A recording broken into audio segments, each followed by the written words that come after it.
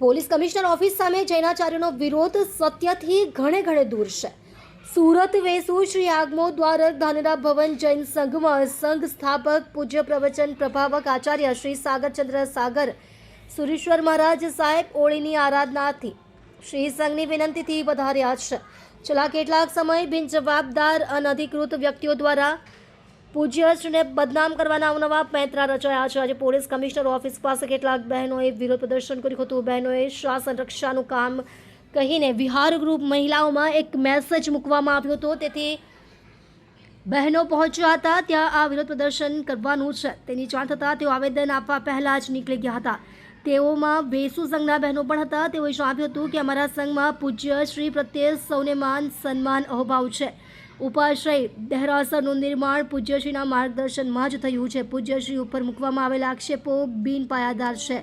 પુરાવા રજૂ કરવા માટે સમુદાયના ગચ્છાધિપતિશ્રીએ પત્ર વકીલ મારફત નોટિસ 3 વાર મોકલવામાં આવેલ. ત્યારબાદ પણ પુરાવા ન આપતા વાયરલ કરેલ ફોટાઓની ફોરેન્સિક તપાસ કરવામાં આવી હતી અને તે રિપોર્ટના આધારે પૂજ્યશ્રીને આરોપ મુક્ત જાહેર કરવામાં આવેલ છે.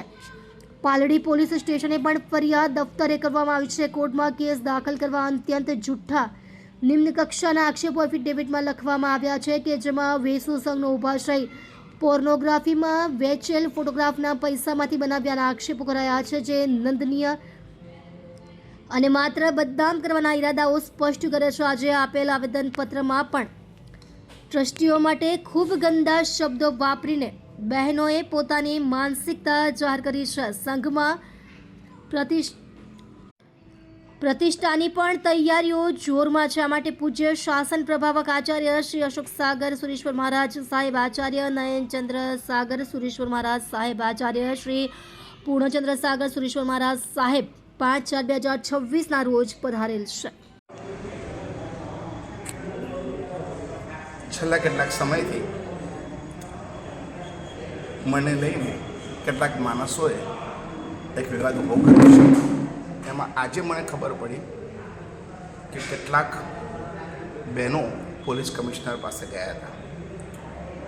એની ઊંડાણમાં ગયો એટલે તરત મને ખબર પડી કે કેટલાક વિહારમાં વ્હીલચેર વગેરેમાં જતા બહેનોનું એક ગ્રુપ છે. એ ગ્રુપમાં એવો મેસેજ આવ્યો. પહેલી તો અહીંથી જ ખોટી વાત રજૂ થાય છે કે તમારે વિહાર સેવા ગ્રુપ એવું બોલવાનું નહીં. તમારે એવું બોલવાનું જૈન શાસનની રક્ષા માટે અમે જઈએ છીએ અને અમે જૈન શ્રાવકને શાસનની શ્રાવિકાઓ છે. અને ત્યાર પછી એ લોકો પોલીસ કમિશનરની પાસે જઈને એકાદ નિવેદન આપ્યું અને એ સમાચાર મને મળ્યા. એટલે મારે એમને એવું કહેવું છે, તમે ક્યારે મને મળ્યા છો? શું વાત થઈ છે એ તમને કંઈ ખબર છે? કઈ રાજનીતિ ચાલી રહી છે એની તમને જાણકારી છે? મને ક્યાંય મળ્યા નથી, મને કશું થયું નથી, અને છતાં તમે મારા વિશે અભિપ્રાય આપો. આ જૈન શાસન કે તમારો આત્મા કેવી રીતના કબૂલ કરી શકે કે તમે કોઈ પણ આક્ષેપને સ્વીકારીને એ અંગે પોતાનો જજમેન્ટ પણ આપો? અને આ સંઘની સ્થાપના 5 વર્ષ પહેલાં પ્રભુની કૃપાથી અમારા દ્વારા થઈ. ત્યાર પછી સુંદર અદ્ભુત દેરાસરનું નિર્માણ થયું, ઉપાશ્રયનું નિર્માણ થયું, અને લગભગ આજથી 4-6 મહિના પહેલાં અહીંના સંઘના તમામ ટ્રસ્ટીઓએ ઠરાવ કરીને મારી પાસે ઉજ્જૈન આવ્યા હતા કે સાહેબ પ્રતિષ્ઠા કરવાની છે, આપ મુહૂર્ત આપો. 2-3 મુહૂર્ત આપો, એમાંથી આપણને જે અનુકૂળ લાગે એ મુહૂર્તમાં પ્રતિષ્ઠા કરશું. અને ત્યાર પછી મેં મુહૂર્ત આપ્યા. પછી મુહૂર્ત એ લોકોએ ફિક્સ કરીને વધામણા કરવા માટે સંઘમાંથી 2 બસ ભરીને પાશુપુરમ તીર્થમાં આવ્યા હતા અને એમને મુહૂર્ત વધામણા કર્યા. અને ત્યારે જ મને વિનંતી કરી કે સાહેબ પ્રતિષ્ઠા વૈશાખ સુદ સાતમ 23 તારીખે કરવાની છે એપ્રિલના, તો તમે ઓળી માટે વહેલા પધારો તો પ્રતિષ્ઠા અંગેના કાર્યો આપણે સરસ કરી શકીએ. અને ત્યારે ઉજ્જૈનમાં જ અમે નક્કી કર્યું હતું કે ગુરુદેવ અશોક સાગર સુરેશ્વરજી મારા સાહેબ, જે મારા પરમ તારક ગુરુદેવ છે, એમને આપણે વિનંતી કરશું અને એ પધારશે. એમને સંમતિ આપી હતી અને સાહેબજી પણ પધારી રહ્યા છે. અને હું પણ અહીં આવી ગયો. અહીં આવ્યો એ દરમિયાન ટ્રસ્ટીઓએ ફરી પાછી મિટિંગ કરી હતી અને એમાં 15 ટ્રસ્ટીઓ સહી કરી કે આપણે એમને બોલાવવાના.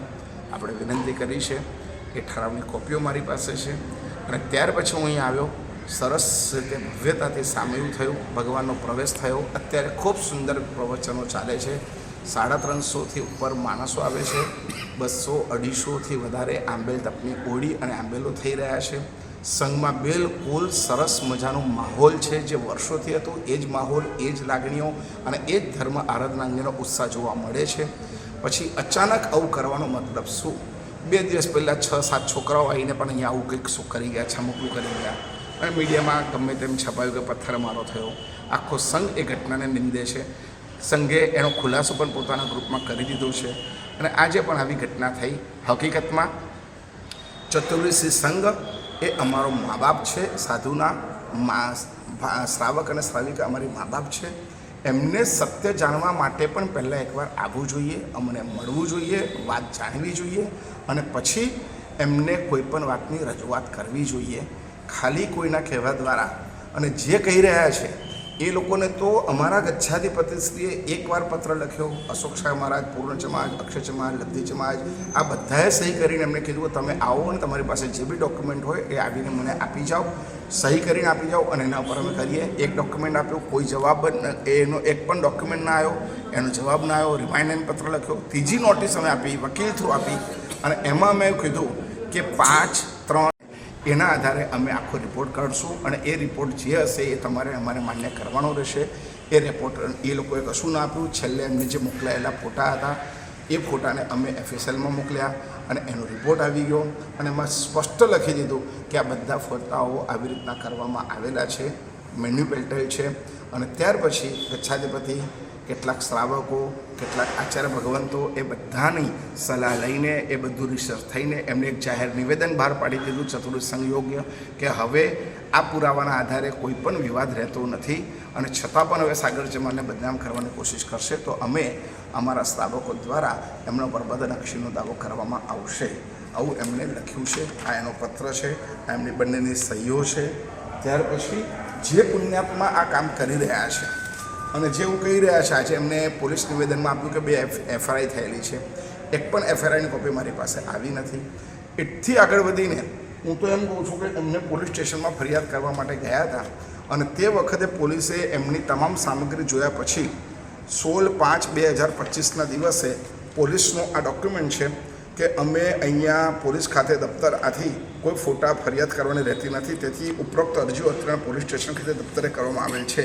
આ એની સ્ટેમ્પ સાથેની આ કોપી અમારે પાસે છે. એટલે પોલીસે તો ફરિયાદ લઈ લીધી. પછી હવે એને ગમે તેમ કરીને મને હેરાન કરવો હતો એટલે એને મેજિસ્ટ્રેટ કોર્ટમાં કેસ કરવાનું નક્કી કર્યું કે પોલીસ અમારી ફરિયાદ નથી લીધી તો તમે અમારો કેસ લો. વકીલને કીધું તો વકીલે પણ એને સલાહ આપી કે તમારો જે પાસે કોઈ ડોક્યુમેન્ટ પુરાવા વ્યવસ્થિત છે નહીં, બધા ખોટા છે, તો હવે તમે કેસ જો દાખલ કરવો હોય તો તમારે બીજા કશા આરોપો લગાવવા જોઈએ.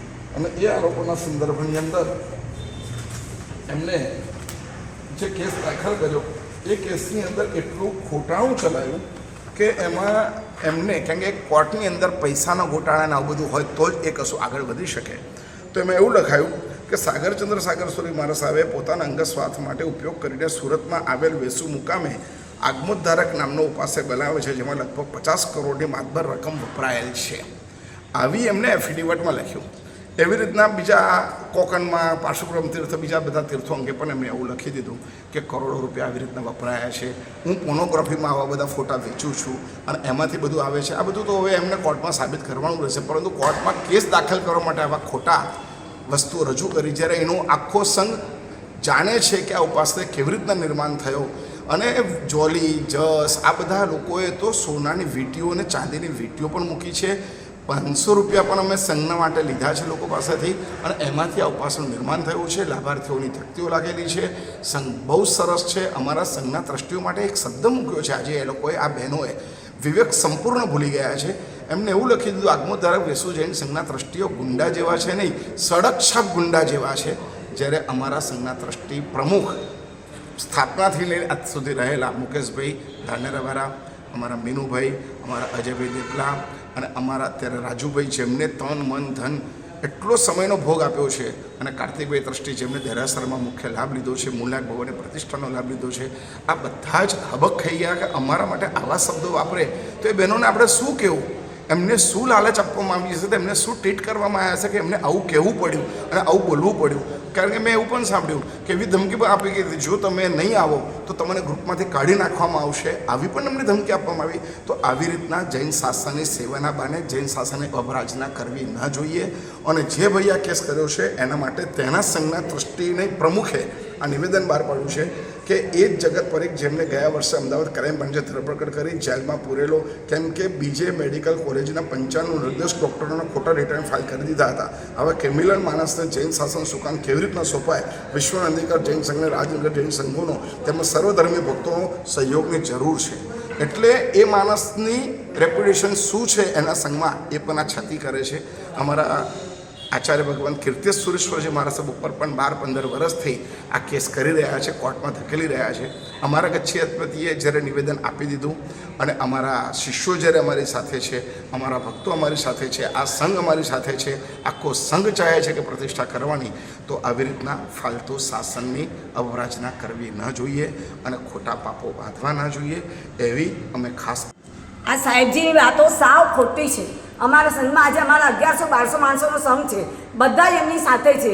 કોઈ સાવ વાત ખોટી કરી અને શા માટે મારી સ્વામીના ભગવાન વખતે પણ પાખંડીઓ હતા આવા તો, પણ આ વાતો ખોટીને શા માટે બધું ઉછાળ કરી રહ્યા છો? સાહેબ ગુરુ ભગવાન તો એવી વાતો કરીને ક્યાં જઈને છૂટશો તમે? કશું કોઈ વાત નથી. અમારા આજે વ્યાખ્યાનમાં પણ એટલું જ પબ્લિક આવે છે, આંબેડકરમાં પણ એટલું પબ્લિક આવે છે, કોઈ અમને તકલીફ નથી. સંઘના કોઈ ભાઈ બહેનોને કોઈ તકલીફ નથી. અને આ બહેનો બધા જઈને ત્યાં આગળ બેસે છે પોલીસ ચોકીમાં, એ બધું શોભતું નથી. આ કરવું ન જોઈએ કામ આપણે. અને આપણે ગુરુ ભગવાનની તો આપણે આ શાસનની હેલના કરાય આ બધી. અને આપણે તો ગુરુ ભગવાનનો આપણા ગુરુ ભગવાન છે, એમના આશીર્વાદ લેવાનો કે હેલના કરવાની હોય? આ બધું શોભતું નથી તમને. અને આજે અમારા સંઘમાં તો અમારા બધા જ અમને બધા સાહેબજીને સપોર્ટ આપી રહ્યા છે. બધા સંઘમાં સાથે રહીને બધા કામ કરી રહ્યા છે. અને અમારી પ્રતિષ્ઠા એકદમ વાસ્તે ગાતે ધામધૂમથી થશે. અમે કોઈ બાબતમાં